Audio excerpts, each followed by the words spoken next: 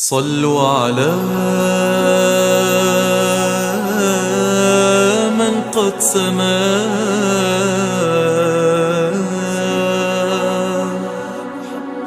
مشرفا معظما.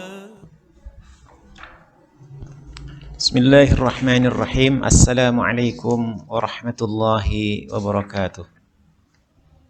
Alhamdulillahi wassalatu wassalamu ala rasulillah Muhammad ibn Abdillah wa ala alihi wa ashabihi wa man tabi'ahu wa man walah, amma ba'd.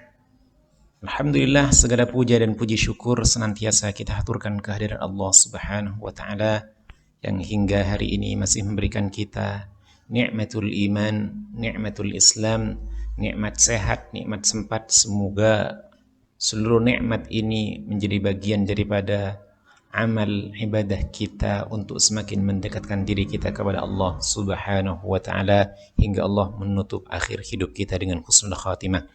Salawat dan salam tak lupa kita persembahkan kepada junjungan kita Nabi besar Muhammad sallallahu alaihi wasallam. Mudah-mudahan kita mendapatkan syafaatnya di yaumil qiyamah insyaallah. Para santri SMP Istiqomah Sambas Boarding School Purbalingga yang mudah-mudahan seluruhnya diberkahi dan dirahmati oleh Allah subhanahu wa ta'ala. Perkenalkan, nama Ustadz Muhammad Nur Rahman, asal dari Jember, status sudah menikah sebagai guru pengampu materi Aqidatul Awam. Insyaallah pada pertemuan hari ini kita akan membahas tentang batasan-batasan pembelajaran materi Aqidatul Awam yang akan kita pelajari selama 1 semester ke depan. Yang pertama, kita akan membahas tentang bab pertama berkenaan dengan ilmu tauhid dan dasar-dasarnya. Kita harus mengenal ilmu tauhid, apa yang dimaksud dengan ilmu tauhid, dan apa dasar-dasar pengetahuan tentang ilmu tauhid itu sendiri. Ini yang pertama kita bahas. Yang kedua, pentingnya belajar ilmu tauhid. Karena ilmu tauhid adalah ilmu yang sangat penting bagi setiap muslim, karena ini menyangkut tentang akidah kita sebagai orang yang beriman, maka kita perlu mengetahui pentingnya belajar ilmu tauhid. Sedangkan ilmu tauhid disebut dengan Sayyidul Ilm, tuannya ilmu, yakni ilmu tauhid.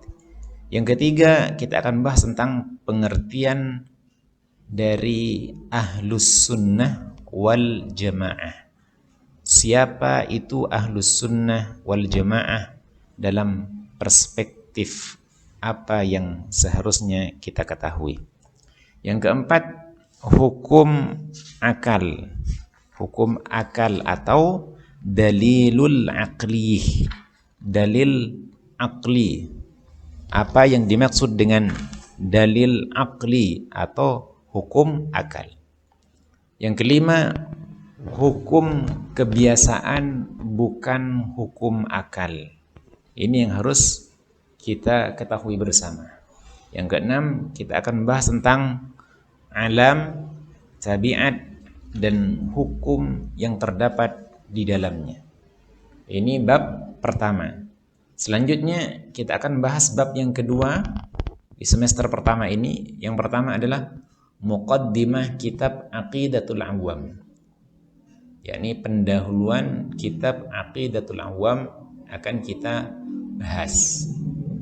Yang kedua, hukum membaca salawat kepada Nabi kita Muhammad sallallahu alaihi wasallam, kepada keluarganya serta para sahabat-sahabatnya.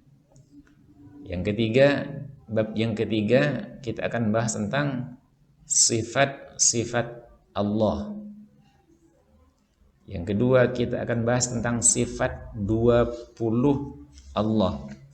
Jadi kita akan bahas dalam materi Aqidatul Awam ini adalah sifat 20 Allah subhanahu wa ta'ala. Selanjutnya kita akan bahas 50 keyakinan orang beriman. 50 keyakinan orang beriman. Maka disebut dengan aqaidul khamsin, akidah-akidah yang bersih 50 keyakinan orang beriman.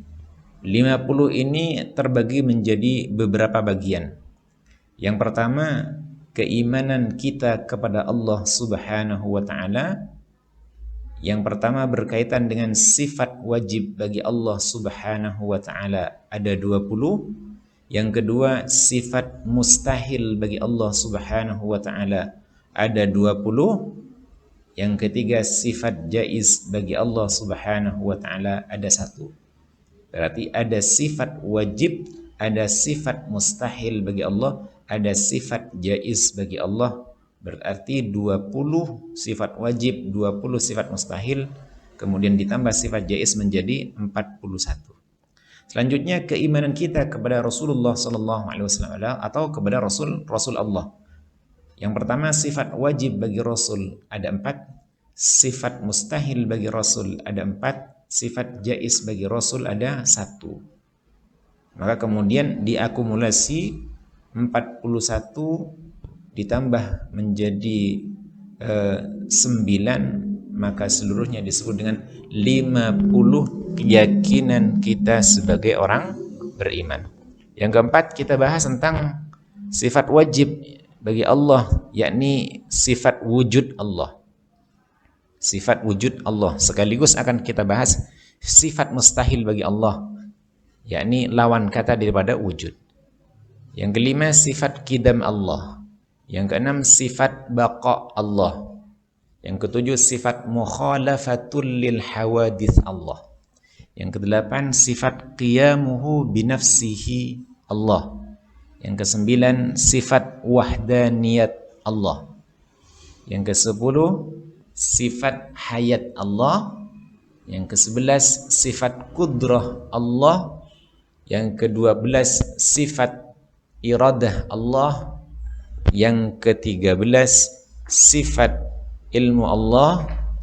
Yang ke-14, sifat jaiz bagi Allah Subhanahu wa ta'ala. Yang terakhir kita akan membahas tentang mengapa sifat Allah ada 20. Ini yang menjadi persoalan di tengah-tengah kita, sampai kemudian ada sebuah ungkapan bahwasanya kok sifat Allah dibatasi 20. Ini nanti akan kita bahas dan akan menjadi bahasan daripada bahasan akidah kita di semester pertama ini. Insyaallah kita akan bahas tentang mengapa sifat Allah ada 20 sampai kemudian kita menyelesaikan seluruh sifat-sifat wajib bagi Allah, seluruh sifat-sifat mustahil bagi Allah, kemudian sifat jaiz bagi Allah akan kita selesaikan pembahasannya di semester pertama biiznillah. Sampai di sini bahasan kita. Hadanallahu wa iyyakum ajmain. Mudah-mudahan antum sedikit mendapatkan gambaran dari apa yang akan kita bahas pada semester pertama ini. Hadanallahu wa iyyakum ajmain. Kita tutup dengan bacaan hamdalah. Alhamdulillahirabbil alamin. Subhanakallah wa bihamdika asyhadu an la ilaha illa anta astaghfiruka wa atubu ilaik. Assalamualaikum warahmatullahi wabarakatuh.